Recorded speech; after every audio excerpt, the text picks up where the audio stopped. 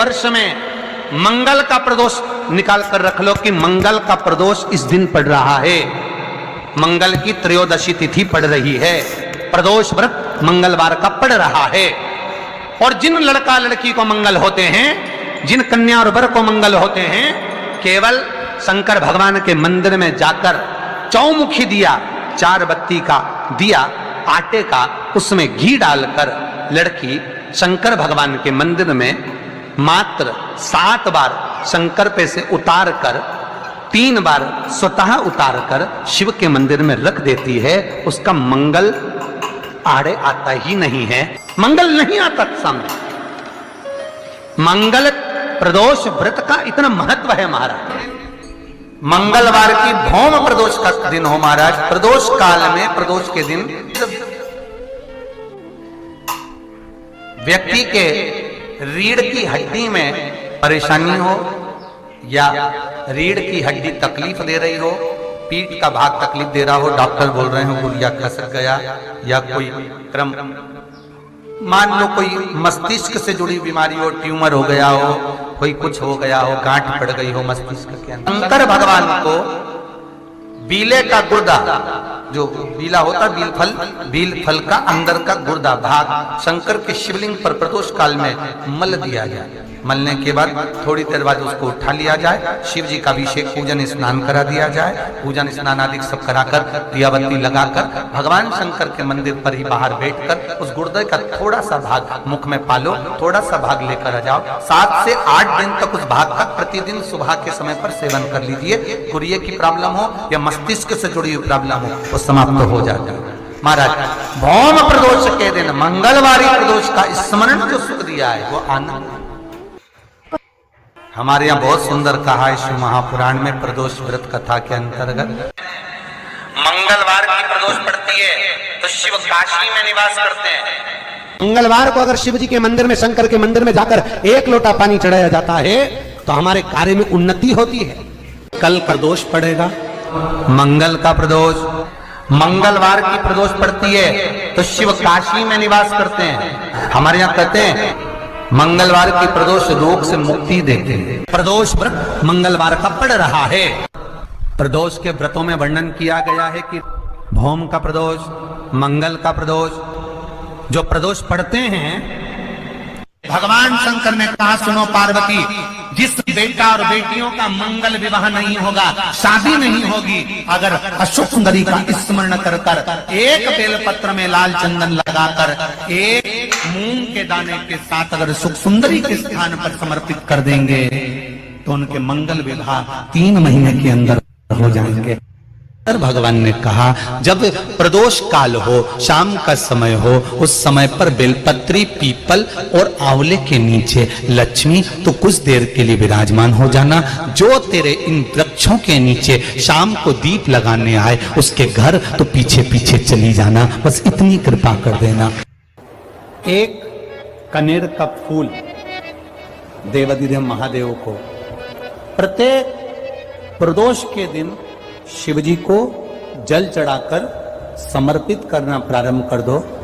2 या 3 प्रदोष निकलेगी, मेरा देवाधिदेव महादेव तुम्हारी झोली खुशियों से। मंगल का प्रदोष निकाल कर रख लो कि मंगल का प्रदोष इस दिन पड़ रहा है। का व्रत करो चाहे ना करो, मंदिर में चढ़ी हुई बेलपत्र को उठा लो, बेलपत्र का ब्रह्म कमल बना लो।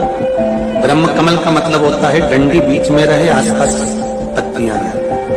7 पत्ती का ब्रह्म कमल बनाकर प्रदोष का व्रत करें ना करें, जरूरी नहीं है कि वृक्ष से ही पत्ती लेकर आओगे तो ही शंकर जी को चढ़ाओगे। शिव जी पे से चढ़ी हुई उठाकर धोकर ब्रह्म कमल बनाकर बाबा से विनय कर कर, हे प्रभु आज मैं इस काम के लिए जा रहा हूं, बाबा मेरा यह कार्य है, बोल कर शिवलिंग पर समर्पित कर। दिन भर के प्रदोष व्रत का फल बाबा एक बेलपत्र समर्पित करने पर ही प्रदान कर देगा। काल का दीप, प्रदोष काल की आराधना, प्रदोष काल की साधना और प्रदोष काल में परमात्मा का लिया गया नाम हमारे करोड़ों करोड़ों करोड़ों करोड़ों पुण्य को प्रबल कर देता है और हमारे पाप को छिन्न कर देता है। हमारे पाप लोगों में से कोई काशी गया होगा,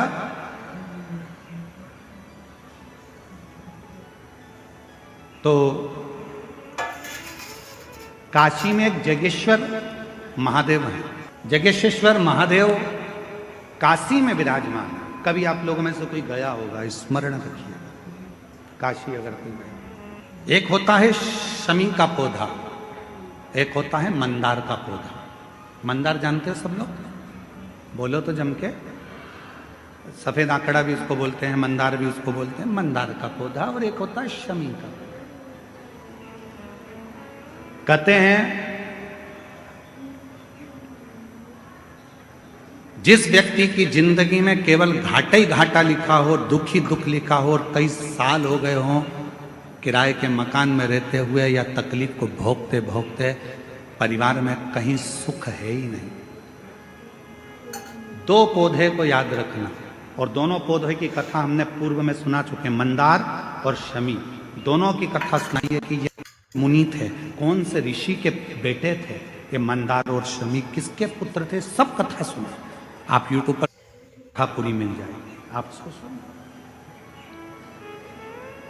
जिसकी जिंदगी में दुख ही दुख लिखा, कष्ट ही कष्ट लिखा, परेशानी परेशानी लिखी, तो मंदार और शमी ये 2 पौधे ऐसे हैं जो जीवन में सुख प्रदान करते हैं। एक नियम बना लो, 12 महीने शिवरात्रि आती है, हर महीने शिवरात्रि पड़ती है, महीने में 2 बार प्रदोष पड़ती है।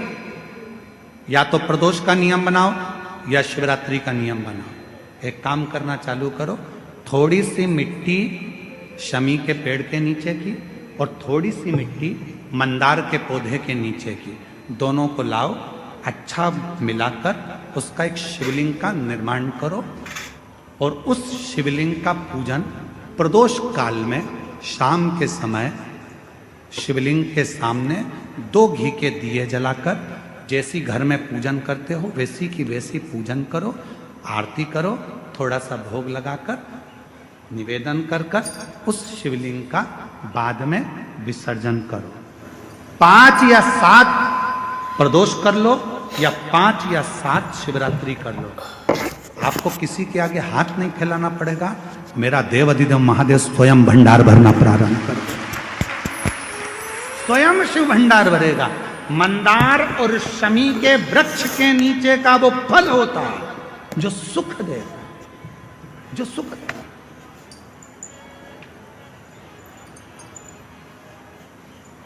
जो हमें आनंद प्रदान करता है।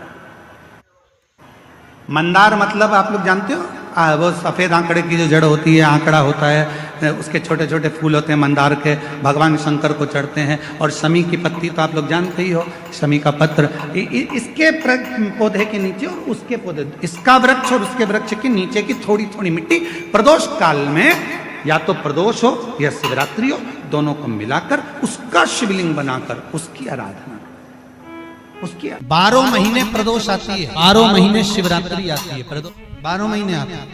और व्यापार ना चले, दुख तकलीफ ज्यादा हो, कष्ट ज्यादा हो, बहुत टेंशन जिंदगी में चल रहा हो, कहीं मत जाना। प्रत्येक महीने प्रदोष आती है, हर महीने शिवरात्रि प्रदोष आती है। 1 लोटा पानी, 5 बेलपत्र, 5 बेलपत्र, एक शमी पत्र, एक शमी पत्र, 5 बेलपत्र तांबे के लोटे में जल में डाल लीजिए। 7 दाने अक्षत के, आखे अक्षत के डाल लीजिए। और प्रदोष काल में, प्रदोष काल जो शाम का समय होता है, प्रदोष काल में भगवान शंकर के मंदिर जाकर पांव में चप्पल पहनकर ना जाइए, घर में घी का दिया लगाकर कलश लेकर शिव के मंदिर में चले जाइए। शिव मंदिर में दिया नहीं लगाना है आपको, केवल घर में दिया लगा कर जाना है। और शंकर जी के मंदिर में वो ऐसा कैसा ही पानी पूरा उंडेल कर डालकर शिवलिंग पर आ जाए। झोली पसार कर प्रणाम करिए। शंकर की देहली पर 2 मिनट बैठकर ओम नमः शिवाय का स्मरण कर। ओम नमः शिवाय भी आपको बोलना बताया था कि सौभाग्यवती नारी स्त्री नमः शिवाय ओम बोले और पुरुष ओम नमः शिवाय। स्कंद पुराण कहती है, शिव महापुराण कहती है अगर आपने 2 या 3 या 4 प्रदोष ही कर लिए तो मेरा महंकाल बाबा आपकी जगह नहीं कर, बीच में नहीं छोड़ना बाबा। आप सबको मालूम है महीने में 2 प्रदोष आते हैं। कभी किसी से पूछो कि भगवान शंकर का यह अविरल त्योहार प्रदोष का व्रत क्यों आता है, क्यों भगवान शंकर की आराधना प्रदोष के दिन करी जाती है, क्यों कभी सोमवार होम प्रदोष आ जाती है, कभी गुरुवार का प्रदोष आ जाता है, कभी शुक्रवार का प्रदोष आ जाता है, कभी कोई प्रदोष आ जाता है। ये प्रदोष का व्रत क्यों आता है? उसका एक कारण है भगवान शंकर प्रदोष का व्रत धारण कर फिर अगला जो दिन होता है उस दिन मेरे शंकर भगवान अपने सारे गणों के साथ नंदी, भृंगी, श्रृंगी, नर, गंधर्व, अप्सरा, किन्नर, देवता, पशु, पक्षी जितने भी होते हैं मेरे शिव सबके साथ बैठकर अपना महाप्रसाद ग्रहण करते हैं।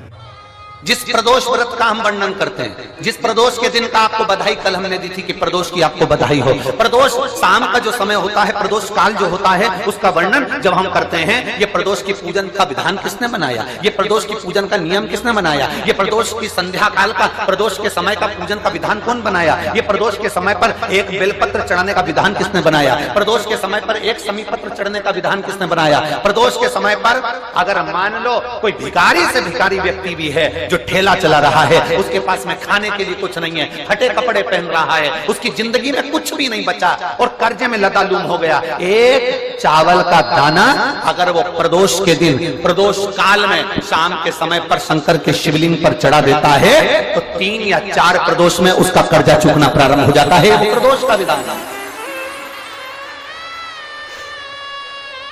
इतना ये प्रदोष का वर्णन करा किसने, इतना प्रदोष की महत्वता बताई किसने, कौन करे इतना वर्णन? अगर प्रदोष की महत्वता बताने वाला कोई है, इसीलिए मेरे शंकर भगवान माता सती को लेकर कुंभज ऋषि के यहाँ, अगस्त्य ऋषि के यहाँ कथा सुनने के लिए गए थे, क्योंकि उनके बराबर कोई शंकर के महत्व को बता नहीं सकता और प्रदोष के महत्व को नहीं बता सकता। सती मैया को प्रदोष का महत्व बताने के लिए शंकर सती जी को लेकर कुंभज बाबा के यहाँ गए थे, अगस्त्य ऋषि, कि प्रदोष के महत्व को तो जानो सती, तुम प्रदोष के महत्व को तो सती जानो, तुम प्रदोष के महत्व को तो सती पहचानो कि प्रदोष का महत्व क्या होता है। जब जिंदगी में थोड़ी सी भी तकलीफ हो, थोड़ा सा भी कष्ट हो, थोड़ी सी भी अगर दुख हो तो शिव जी को जल चढ़ाओ, बेलपत्र चढ़ाओ, और कोई मन में अगर दुख है तो नंदी के पास 2 क्षण बैठकर अपने मन की बात नंदी से जरूर कहो। क्यों? शंकर भगवान से सीधे आप अपने मन की बात नहीं कह सकते, तो नंदी के कान में जब आप कुछ कह देते हो तो नंदी के कान की बात भगवान शंकर के हृदय तक पहुंच जाती है और शिव जी उसको स्वीकार। एक बेलपत्र, एक शमीपत्र तुम्हारी उलझन को समाप्त कर दे। मेरी जीजियों, प्रदोष का इंतजार भी मत करा करो कि प्रदोष का दिन आएगा या प्रदोष का दिन आएगा तो हम गला पकड़ रहा है बाबा, प्रदोष का दिन आएगा तो हम भगवान शंकर को प्रदोष के समय में, शाम के समय पर हम बेलपत्र, शमीपत्र, चावल समर्पित करेंगे। आप तो प्रयास करा करो, कभी अगर मौका मिल जाए तो प्रदोष काल में, प्रदोष के समय पर एकांतेश्वर शिवलिंग मिल जाए, कहीं एकांत में कोई शंकर भगवान का शिवलिंग मिल जाए, एक बेलपत्र लो, उसके ऊपर एक शमीपत्र रख लो, एक चावल का दाना रख लो, अपने मन की बात बाबा से कहकर श्री शिवाय नमस्तुभ्यं बोलकर शंकर भगवान की अशोक सुंदरी वाली जगह पर स्पर्श कराकर वही शमीपत्र, वही अक्षत का दाना, वही बेलपत्र शंकर भगवान के शिवलिंग पर उसको समर्पित कर दो। समर्पित करते समय ये जो डंडी का मुख है, ये जहां जलाधारी होती है, पानी बहता है, उस ओर डंडी का मुख होना चाहिए। जिधर पानी बह रहा है उधर करो।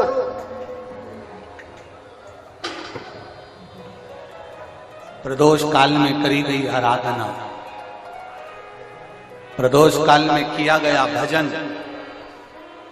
केवल प्रदोष के दिन ही नहीं, प्रदोष काल में कभी भी शंकर को याद करो। वैसे तो शंकर भगवान को याद करने के लिए कोई समय निश्चित नहीं किया गया कि इस समय शिव जी को याद करना।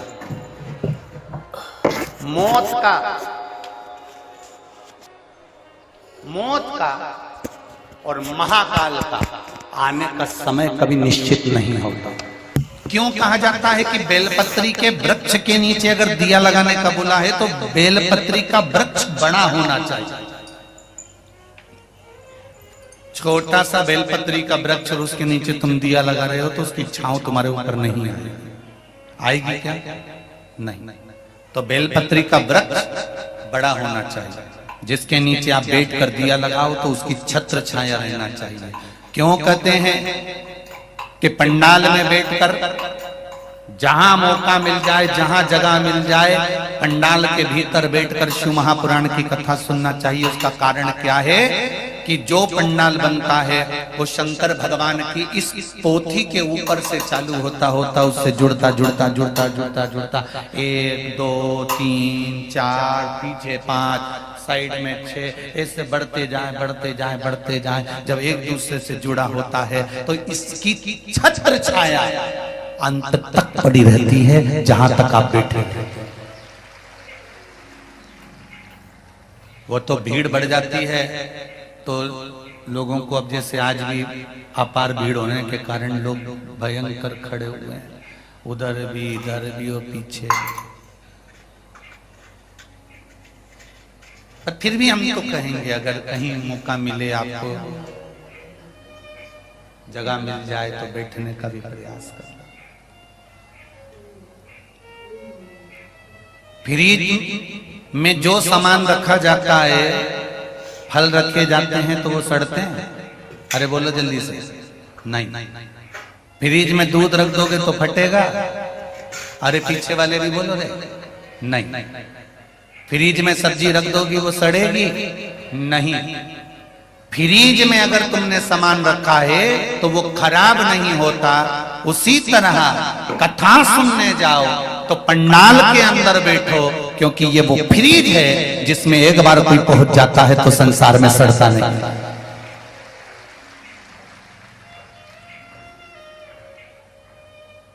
संसार में सड़ने से बचना है। काम, लोभ, आसक्ति, वासना, तृष्णा, मोह, ये सब मनुष्य को सड़ाने वाला है। एक बेलपत्री का वृक्ष आप खड़े होना आपके घुटने तक होगा। एक बेलपत्री का वृक्ष आपके कंधे तक होगा। एक बेलपत्री का वृक्ष आपके सिर से ऊंचा होगा। गौरी, कात्यायनी और महालक्ष्मी, 3 बेलपत्री के वृक्ष की अवस्था रहती है। कौन से बेलपत्री के वृक्ष से पत्तियों को तोड़ा जाता है? जम के बोलो जरा। कौन से बेलपत्री के वृक्ष से पत्तियों को लिया जाता है? गौरी से? बोलो जरा। नहीं। कात्यायनी से? नहीं। बेलपत्री की पत्तियों को लिया जाता है महालक्ष्मी से। किससे लिया जाता है? महालक्ष्मी से, जो तुम्हारे सिर से ऊपर हो, जिसकी छाया तुम पर पड़ रही हो। ऐसा वृक्ष, बड़ा वृक्ष होना चाहिए, जिससे पत्ती को लेकर जब हम शंकर भगवान को समर्पित करते हैं तो लक्ष्मी को जब हम लेकर आते हैं और भगवान शंकर को जब देते हैं और उस पत्ती को हम वापिस जब उठाते हैं तो भगवान महालक्ष्मी को अपने घर में प्रदान कर देता है। ऐसी वृक्ष से पत्तियों को लेना चाहिए। पर आज के जमाने में लोग इतने समझदार हो गए, बड़े वृक्ष से कौन पत्ती तोड़ने जाए, छोटे छोटे वृक्ष लगे, उन छोटे से वृक्ष में से पत्ती तोड़ ली, छोटी सी पत्ती तोड़ ली। अरे शास्त्र कहता है यहां तक वर्णन करता है शास्त्र, अगर आपके घर में तुलसी का पौधा छोटा है तो वो कुमार अवस्था का होगा। वो तुलसी का पौधा जब घेर घमोर हो जाता है तब अखंड सौभाग्य को देने वाला हो जाता है। उसमें से पत्तियों को उतारा जा सकता है, उसमें से आप कोपल को उतार सकते हो, उसमें से पत्ती को आप उतार सकते हो। उसी तरह बेलपत्री के वृक्ष में भी जो वृक्ष लक्ष्मी महालक्ष्मी का तुल्य हो, उसमें से आप बेलपत्र को उतार सकते हो। छोटे छोटे वृक्ष की पत्ती को तोड़ना ये उसमें का है जैसे छोटी अवस्था की कन्या के साथ में